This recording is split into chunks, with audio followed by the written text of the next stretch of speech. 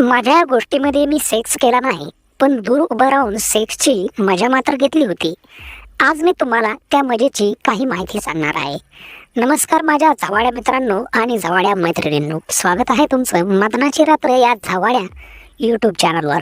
जर का आत्तापर्यंत तुम्ही आमच्या या मदनाची रात्र या जवाड्या यूट्यूब चॅनलला सबस्क्राईब केलं नसेल तर अशाच प्रकारे जवाड्या गोष्टींचे व्हिडिओ बघण्यासाठी आमच्या या मदनाची रात्र या यूट्यूब चॅनलला सबस्क्राईब करून बेल नोटिफिकेशन आयकॉनला ऑनवर सेट करायला विसरू नका. चला तर येऊया आजच्या कथेकडे. मी माझ्या मम्मी आणि पप्पा बरोबर राहतो. आता मी सरळ माझी गोष्ट चालू करतो. ही घटना काही 3 महिने अगोदरची आहे, जेव्हा मी माझ्या आंटीला सेक्स करताना पाहिलं होतं. त्या दिवशी सकाळपासून खूप मुसळधार पाऊस पडत होता, त्यामुळे मी कुठेही जाऊ शकलो नव्हतो. मी घरी एकदम बोर झालो होतो. तेव्हा पाऊस खूप जोरजोरात पडत होता. वातावरण एकदम मस्त झालं होतं. मी माझ्या घराच्या दुसऱ्या फ्लोअरवर राहतो. तिथे एका रूममध्ये ग्लासची बाल्कनी होती. त्यामधून फक्त आम्ही बाहेर पाहू शकत होतो, पण बाहेरचा माणूस आतमध्ये पाहू शकत नव्हता. माझ्या बाल्कनीच्या समोर शीला आंटीचं घर होतं. ती तिच्या पतीबरोबर तिथं राहत होती. शीला आंटी खूप चांगली होती आणि तिचं शरीर एकदम सेक्सी होतं.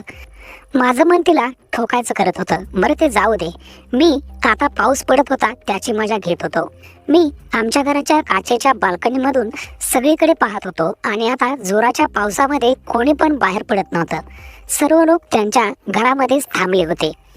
तितक्यात मी शीला आंटीचा आवाज ऐकला होता आणि तिच्या गच्चीवर पाहिलं होतं तर ती तेव्हा गच्चीवर आली होती. मी तिला पाहून विचार करू लागलो की साली ही आता इतक्या पावसामध्ये काय करत आहे. मी अजून काही वेगळा विचार करण्या अगोदर त्यांचा मित्र पण वर आला होता आणि तो वर येऊन आंटीला पकडू लागला होता. आंटी तिच्या पतीच्या मित्रापासून इकडे तिकडे दूर पळत होती. मग शेवटी अंकलनं आंटीला पकडलं आणि मग आंटीला भिंतीला लावलं होतं आणि तिच्या ओठांना एकदम जोर जोराने चोकू लागले होते. आता अंकलचे हात आंटीच्या बॉलांवर होते. मग आंटीनं त्यांना दूर केलं आणि म्हणाली, अरे यार इथं नको, इथं खूप रिस्क आहे. मग अंकलचा मित्र म्हणाला की माझी जान, इतक्या पावसामध्ये माझ्या आणि तुझ्याशिवाय अजून इथं कोणीच नाही आहे. मग ते असं म्हणून तिला परत किस करू लागले आणि मग आंटी म्हणाली की मला तुझ्यावर खूप राग येत आहे. जेव्हा मी तुला रात्री मला जेवण्यासाठी बोलवलं होतं तेव्हा तर तू आलाच नाहीस. तितक्यात अंकल म्हणाले की काय करू यार, ऑफिसमध्ये खूप काम होतं. यावर आंटी काकाला म्हणाली, असं काय काम होतं तुम्हाला? माझी पुच्ची इकडं तुमच्या लवड्यासाठी किती धडपड करत होती हे माहीत आहे का तुम्हाला? कधी तिची पण काळजी घेत जा की. तुला माहित नाही की मला रात्री तुझा लवडा घेण्याची खूप इच्छा होत होती. तेवढ्यात अंकल म्हणाले, असं काय, चल आता तुला आज जे करायचं आहे ते करून घे, इथं कोणीही नाही. हे ऐकून आंटी पटकन खाली बसली. तिनं अंकलच्या पॅन्टची झीप उघडली आणि अंकलचा लवडा बाहेर काढला.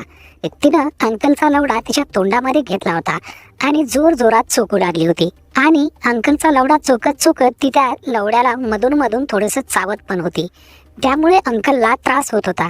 तेवढ्यात अंकल आंटीला म्हणाले, तुझ्या आईची गांड सारे, हा माझा लवडा आहे, काही केळं नाही जे तू त्याला खाऊ लागली आहेस.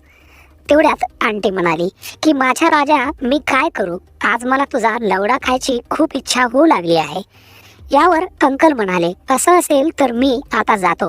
आता तू पूर्ण रात्र तुझ्या पुच्चीमध्ये बोटं घालून आत बाहेर करत बस. मग आंटीनं अंकलचा लवडा पकडला आणि म्हणाली की नाही, मी तर चेष्टा करत होते माझ्या राजा. असं म्हणून आंटी परत एकदा अंकलचा लवडा जोर जोरात चोकू लागली होती. तिनं भरपूर वेळापर्यंत अंकलचा लवडा तोंडात घेऊन चोकला होता.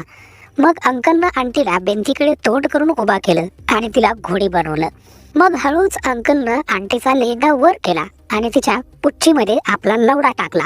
आता अंकलचा लवडा आतमध्ये जाताच आंटीच्या तोंडामधून एकदम हळूच आवाज आला होता आणि त्यांचे डोळे पण बंद झाले होते. बहुतेक 5 ते 6 मिनिटांमध्ये अंकलनं त्यांच्या बुल्ल्यातील बिन सोडलं होतं आणि त्यामुळे आंटीला एकदम राग आला होता.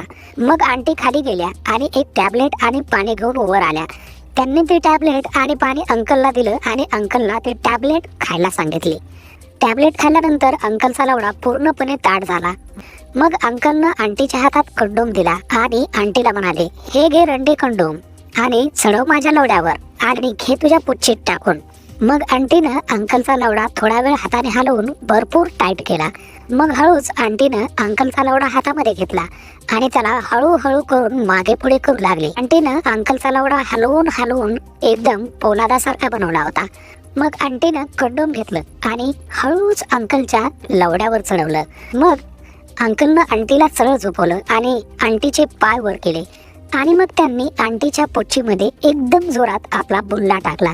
आता ते आंटीला एकदम जोर जोराने झवत होते. आता आंटी माझ्यासमोर जाऊन घेत होती आणि तिचे पूर्ण शरीर हालत होते.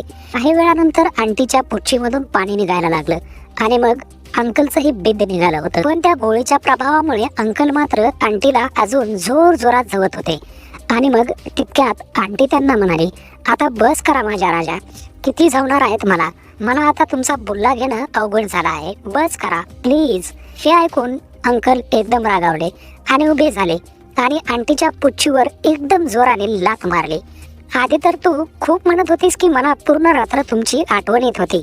आता काय झालं साली, आता तर कुठं तुला झवणं सुरू झालं आहे. तितक्यात आंटीचा नवरा एकदमच वर आला. आता मला वाटलं की आता जोरात भांडण होणार आहे, पण तसं काहीच झालं नाही. कारण की त्यांच्या मागून अंकलच्या मित्राची पत्नी पण आली होती. तिचं नाव रीता होतं. मग आंटीचा नवरा वर आला आणि त्या दुसऱ्या अंकलला म्हणाला, बस कर बाई, ती भाभी आहे तुझी आणि राडचे आणखी किती जाऊन घेणार आहेस तू. इतक्यात रीता आंटी जवळ आली आणि तिचे बुब्स दाबू लागली. तुझ्या आईची आग अजून शांत झाली नाही आहे काय. त्यात आंटी म्हणाली की माझी तर शांत झाली आहे, तू बोल तुझं काय आहे. रीता म्हणाली की यार बस काही विचार करू नकोस. एक माझा नवरा आहे जो मला ठोकून माझी वाट लावत असतो आणि इथं तुझा पती आहे ज्याच्या लंडामध्ये दम नाही. साल्याचा बोलला फक्त 2 मिनिट सुद्धा टिकत नाही. तेवढ्यात आंटी म्हणाली की मग काय अडचण आहे, तो तुझ्या पतीकडून जाऊन घेत जा की. तेवढ्यात अंकलचा मित्र म्हणाला की कसं जाऊ, माझ्याकडे आणखी कंडोम शिल्लक नाही. तेवढ्यात रीता अगदी बेशर्मपणे म्हणाली की मी असताना कधी कंडोम संपले आहेत काय. रीता पळत खाली गेली आणि खालून 4 कंडोम तिनं वर आणले. मग त्यातील 1 कंडोम तिनं तिच्या नवऱ्याच्या बुल्ल्यावर लावला. खरंच अंकलच्या मित्रामध्ये खूप दम होता. ते एकदम जोर जोराने तिला झवत होते. पुढचे 20 ते 25 मिनिट अंकलचा मित्र त्याच्या बायकोला अगदी जोर जोरात झवत होता आणि शेवटी 20 ते 25 मिनिट त्याच्या बायकोला खस खस झवल्यानंतर अंकलच्या मित्राच्या बुल्ल्यातून बिंदाचा फवारा निघाला. ते सगळे लोक खाली गेले. त्यांची झवाझवी बघून माझा लवडा आता एकदम कडक झाला होता आणि इतक्यातच मी माझ्या खालच्या रूममध्ये गेलो आणि तिथे जाऊन मी मुठा मारल्या. मग मी अधूनमधून या चौघांच्या झवाझवीचा कार्यक्रम माझ्या डोळ्याने बघत असायचो.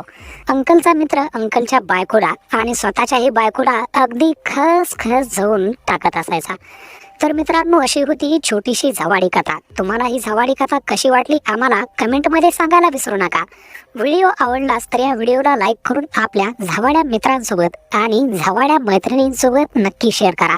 आणि अशाच प्रकारचे व्हिडिओ बघण्यासाठी आमच्या या झवाड्या मदनाची रात्र या यूट्यूब चॅनलला सबस्क्राईब करून बेल नोटिफिकेशन आयकॉनला ऑनवर सेट करायला विसरू नका. Thanks for watching. भेटूया पुढच्या एखाद्या नवीन झवाड्या कथेमध्ये.